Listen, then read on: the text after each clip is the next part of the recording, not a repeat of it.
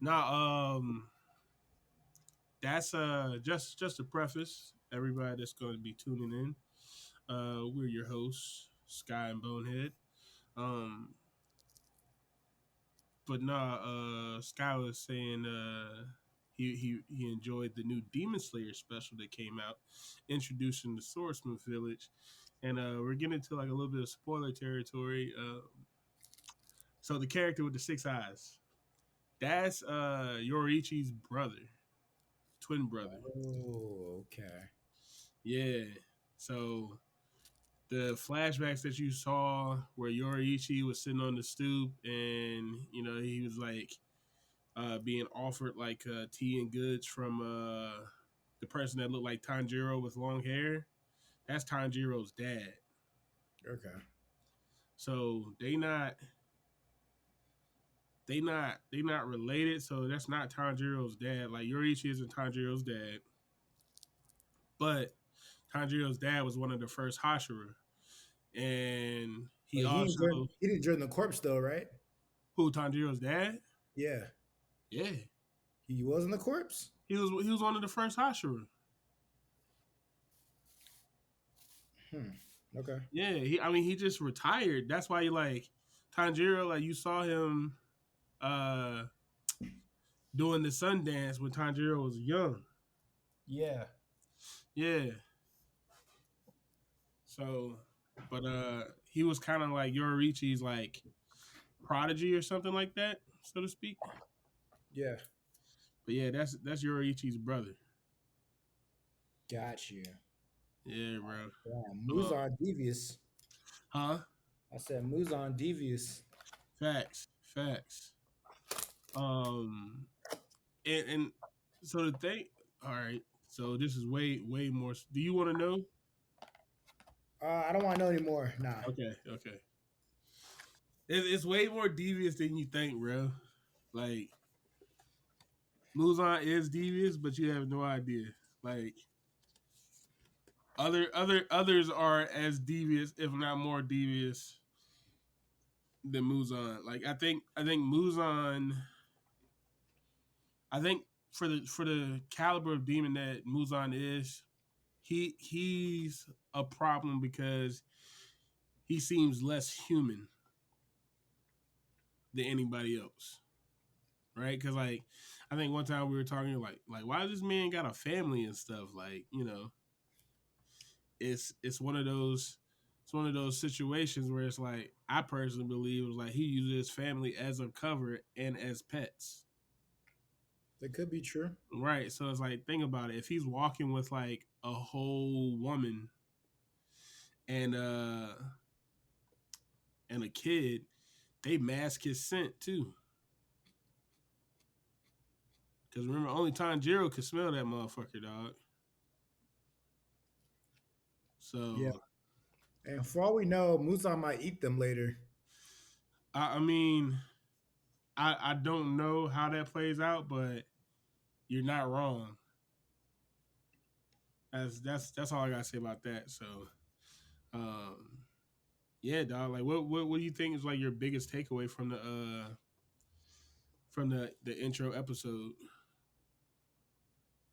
Um, Like what were you most excited about? the things I was most excited about was wanting to explore more about the Infinity Castle.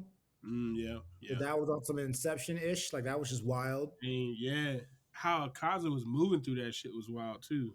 I want to know more about the other Hashira that's in the Swordsmith village. I heard he's like a mist Hashira Yeah, and with he's the like the green youngest. eyes. Yeah, the youngest. I want to know more Yeah. about him. Um,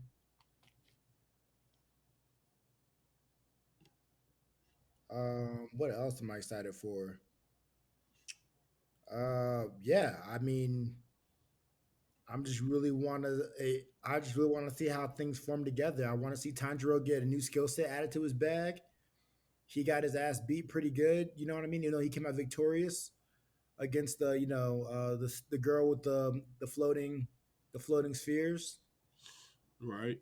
the ball, and the dude that had the arrows. The demon Yeah, that had the yeah. arrows. They were gnarly.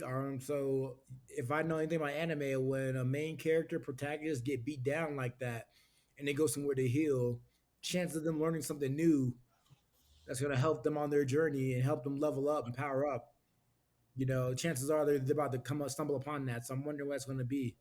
Whether it's new swords, help them unleash new technique, more training from Yeah, other Hashidas. I'm just excited for the evolution of Tanjiro, for real, for real. yeah, yeah, yeah. I don't even know the girl with the pink hair. Was she a Hashida or she just She's a Hashira. okay? Yeah, and like here's one funny not spoiler, but like just like it's like common knowledge to like, how they do like databases and stuff like that where they like do specs of like characters. She's one of the strongest Hashira too. Hmm. So and she has like a funny twist to like her power.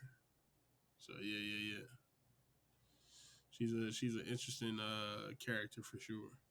Yeah, I mean, I appreciate all that was revealed from the movie and from the episode, man. Like, I like the fact that there's a healing demon that was healing, trying to find a cure. That wanted to Yeah. work on Nezuko. That Yep. was Yep. cool. Um, Seeing Doma was cool because I heard you drop that name. Like, bro, Doma got an appearance, and just see when he put that hand, that doof, so you like, man, like, Hey, yo, low key Doma. Oh man, I can't give nothing away, but like Doma is probably like one of the most anticipated characters for me myself because of like what I read. Like so I read pretty far. I skipped between certain things because I didn't want to like I wanted to see how that plays out visually versus like, just reading it. yeah, Um but I Doma is probably one of the most anticipated demon fights I want to see because I'm not gonna tell you who they fight and why, but it's pretty fucking sweet. Yeah, Doma's a favorite of mine. Plus, it's just like his demeanor is like so like off kilter. Like you know what I'm saying? It's like he's aloof, but like he's devious and very menacing at the same time. You know what I'm saying? Like yeah. So yeah. And I thought it was interesting in that the way they portrayed Doma, it almost seemed like if I didn't know any better, I would have thought he might have been like the number one, yeah, even and though he's that's number two. Because number one seemed like outside of him looking like Yorichi. Obviously, I know now he's Yorichi's twin brother, but like they just kind of showed number one so like subtlety, like, oh damn, I didn't even know you were there. yeah, They even moves on pressing number one, and he's like, "What can I do? I don't know where they're at." Like yeah, yeah. out, outside of him not showing any fear or seeing shook by Muzan, because I feel like most demons in his circumstance would be scared to report back to the boss, say, "I don't know, sir." Like you better have an answer. You feel Right, me? And he just seemed kind of casual. That was the only thing to let me know that okay, like this dude, like he can give an answer to Muzan like that and not get struck. That says something. right. That little detail aside, I would have thought Domo, the way he was acting, was like the number one dude. You know what I mean? Yeah, no, I feel that. Like, yeah, bro. Like, there's like little tie-ins. There's like little tie-ins that speak to the idea of the scaling of the upper ranks, how they how shit like plays out, and Doma is definitely like top tier. Like I feel like he can run. So I don't know if you noticed this because it's probably like too quick for you to notice. But the reason why I did is because I know about uh Yororichi's brother. When he cut off Doma's hand, did you notice that he did it twice? Mm-hmm. Okay, so like But that's what I'm saying. Like that's how fast Doma like regenerated that he had to do it twice in one fell swoop. Think about that.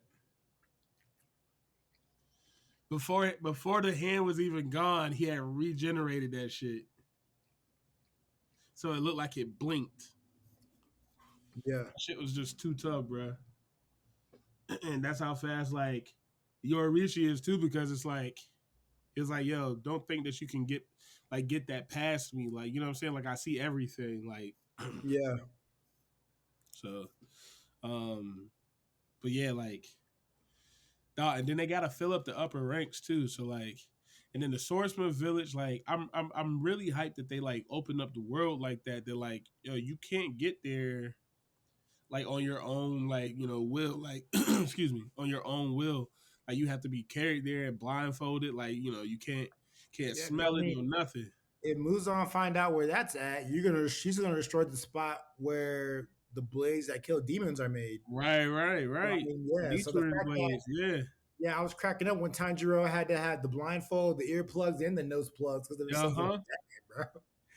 Yeah, dog. So that shit was fire, bro. Like it was mad chill that they set it up. So it's like, okay, like, and they switched off like different runners and stuff like that. Not because they were quiet, because like everybody changes, so they never know the route. Oh yeah. Yeah, like they never know the full route, and it's like, bruh, like how do you like you can't you can't like do anything about that. If you think about it, that's sound like very like sound planning on their part to keep it hidden. Um, you know what I do feel like though? I What's feel that? like I need to know the headmaster's situation, because I feel like he had demon poison. With the Yeah. yeah. I mean, honestly, I feel like the way he was like coughing and weak, and he was like, do we ever see him in the daylight? That's right, right. I feel like he might not be a demon, but I feel like he has a similar like. I read somewhere long ago that Muzan, before becoming a full out demon, had this illness he was born in, Mhm. illness he was born with, and I think he has the same illness. Well, but yeah, they're family. Okay, that makes sense. Because he says like, yeah, he's like, I'm trying to like remove that stain on our family's name. That makes sense because he's hella committed to chilling Muzan like ain't nobody business. Right, bro. So that was like an eye opener to me, because I didn't know that. I was curious about that the whole time, but like, what I was wondering is like that whole time when he got back to the village, why didn't they like get Nezuko to go heal him? Um, did they know Nezuko could heal by that point? At that Yeah, point, because remember, like at the end of the entertainment district, she healed Tengen.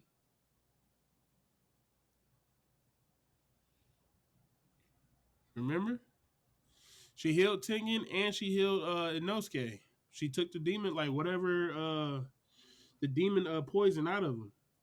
So I don't know if the poison is like standard, but it looked the same thing that like Tengen and them were going through. yeah, but I don't think he has. I don't think he has demon poison in him though. I think he just has an illness, and I think manipulating the demon poison can make you a demon, which will prolong your life. And I think that's what Muzan did. Right? But that's what I'm saying. Like I'm wondering what it was. Like I'm wondering if Because Nezuko could have like helped him Nezuko's somehow. ability, she's not like just an all around healer. You know what I mean? I think she No, can undo some demon poison, but if it ain't demon poison, I don't think Nezuko can really help. I think she can undo curse poison, Hmm. like whatever like is like demon curse poison. Like I think she can undo that because she doesn't eat. So I think her abilities and her powers manifest differently. That's not a bad theory. Plus her markings when she's awakened, I think that means something too. And she's not affected by the wisteria or anything. Yeah, You know? Yeah. yeah.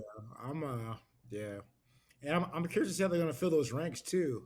Man, that ugly little like egg looking demon Gyoko, Talk about the little one in the in the lamp, the genie lamp, the the gin. one that had the mouths for eyes, Yeah. and then had an He's eyeball where his mouth should have been. Like, yeah, he's in the jar. Yeah. He's a beast. He's a beast, bro. Like I'm not gonna like give anything away, but I can't wait till that next episode releases. yeah, Yeah. because they sent him and upper rank 4, right? Yeah, that little scary looking one that looked like he was all anxious and stuff. Yeah, like yeah, he looked really neurotic. Yeah, I wonder what his whole ability is because that's the interesting thing too. Because they're not upper rank because they're weak, like by no means. So like, wonder how they gonna get down. Because yeah, and I don't even think, bro. Like you know what the wild part is with What's them that? like split up the way that they are. They all leveling up because like after this arc is the Hashira training arc, Yeah, and then the castle arc, and then that's the end of the series. Demon Slayer. Yeah, Is it still making? Is it still adding on to it, or is it done? Done? no, it's done. Oh damn. I'm not even mad at that, man. Like we've spoken about several times on this podcast and in person. As much as we may not want them to end, it's important to know when to end the story. Right, because I think like if you play it out at like, bro, I feel like it's like going full throttle, running out the gas, and then stopping the car instead of like trying to like find the hill to like let it like roll down. You know what I'm saying? It's like nah, just like as soon as it runs out of gas and you're done with it, let it be. You know what I'm saying? I think like how how you say it's like we spoke about many times. It's like sometimes they try to like ride a story to the wheels fall off, and it's just like it's not needed. I think it holds better weight if you let it go out on a like a high note. Yeah. Yeah, Yeah, no, I agree. I agree, man. I was excited. And man, the way they let's talk about the animation for a quick second, bro. The way they showed the upper rank demons in the Infinity Castle, like they were showing off. they were flexing. I They think, were bruh, flexing. I really think between Studio Mappa and Ufotable, they there's nobody else that is doing 3D merged animation as good. Like nah, they're like blending those worlds seamlessly, and I'm like really respecting it because Yeah, because it seemed like some scenes through the castle seemed like a mixture of CGI and hand drawn. Like it was a for hybrid. sure, yeah, I was like like, that's fire. right, like the most noticeable one for me was when Muzan was upside down at his little chemistry table, and they were Yeah, like all on the bottom. When they just kept panning back and forth, I was trying to figure out whether like Muzan was 3D or not too. But yeah. I feel like he was just 2D and like everything around him. But like the camera angles were just so fucking solid, dog. Like yeah, just the whips and pans that they had for like the camera angles, yeah, it was top notch. Yeah, I don't. Yeah, man. Like, here's what I have to say about that because like I 100% agree. They've set the bar so high. I feel like they're gonna put a lot of other shows to shame. Other shows probably saw that episode is like, oh, we need to announce a delay. Coming out 2025. I feel like they should. Like, bruh, like One Piece, for example. One Piece was starting to like, even though it was still going for as long as it has been, I personally heard that they were like losing viewership because their fucking animation was like ass. So in these upper chapters and whatnot, like one I think it was around like when they got to like episode like 800 or 900 or something like that, they Yeah. started getting like top tier talent. And that brought the interest back because their shit started looking brand new and fresh instead of like dated. I mean, all the best franchises do it, right? Like Super Dragon Ball Z did it. Yeah, Well, Attack on Titan. Look at the first episode of Attack on Titan versus the little compared movie to they put out. Like yeah, they stepped it up. Like you got to, man. yeah, and like you think about it, man. It's like those studios that are really like, and here and here's the thing too. I hope they paying those animators what they're worth, or at least taking care of them because you can't you can't like expect for somebody to like bend over backwards for you forever if you're not taking them right. I And I would say all that to say is like I don't want to see them have this crazy uptick and then they go to shit because they were treating all their like animators wrong. Like you know what I'm saying? I would they should take some of their I know they might not want to do that because it's Hmm. invaluable, dare I say, but Hmm. to raise the money for the studios, I would take some animation cells and do a auction. You know what I'm Truth be saying? told, Like, yeah, yeah, like I would totally I would totally buy that. You know what I'm saying? Definitely when for instance like when Tanjiro goes to slash upper rank six in the entertainment dar like Gyotaro, like having yeah, that illustration, the original copy. yeah, I would I mean I would bid 300, 350, 400 for that. You know, probably go for way more, but I would try to get that joint. That'd be fire. You owning a piece of history. yeah. Those panels, man, are in cells are just it would be like the ultimate keepsake because like you said it'd be a part of history because I think right now we're in the cusp of like a big paradigm shift when it comes down to animation. Yeah. Yeah. Yeah, man. All in all, yeah, like I'm excited, man. Been a good time, man. I already told you last time I read the second book of Kaiju number 8. Mm-hmm. Um, that story's amazing. I'm looking forward to when that drops next year. The anime drops next year, so Yep, hopefully I yep. have all the books have been read by then. Um, yeah, man, it's blaming on anime, bro. Like the storytelling, it's wild, conceptually wild. Yeah, yeah. All right.